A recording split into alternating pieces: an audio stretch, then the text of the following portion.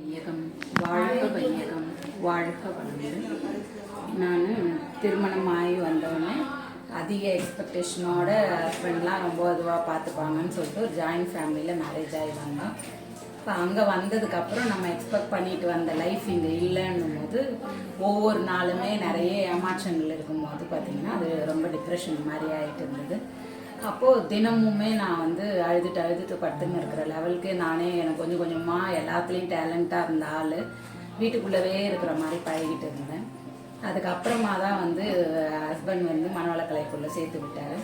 அப்புறம் அரியூர் திருக்கோயிலுக்கு வந்ததுக்கு அப்புறம் தான் இந்த கல்வியெல்லாம் பயின்றதுக்கு அப்புறம் தான் தெரிஞ்சது நம்ம வீட்டுக்குள்ளேயே இருந்து நம்ம மற்றவங்களை எல்லாரையும் குறை சொல்லிட்டு இருக்கிற மாதிரி மாறிட்டுருக்கோன்னுட்டு. அதனால இப்போது என்னோடய வேலையை நான் எம்காம் எம்எட் எம்ஃபில் முடிச்சிருக்கேன். முடித்தோம் நான் என்ன பண்ணேன்னு பார்த்தீங்கன்னா, என்னால் முடிஞ்சது ஒவ்வொரு நாளுமே ஒவ்வொரு மகளிரையும் இதிலிருந்து மீட்டு கொண்டு வரணும். குடும்பத்தில் இருக்கிற உமன்ஸ் எல்லாருமே இந்த மாதிரி பாதிப்புக்கு ஆகிருப்பாங்கன்றதுக்காக தினமுமே அரியூர் திருக்கோயிலுக்கு என்னால் முடிஞ்சது 2 அன்பர்களுக்காக தொண்டு செய்யணுன்றதை தினமும் ஃபாலோ பண்ணிட்டு வரேன்.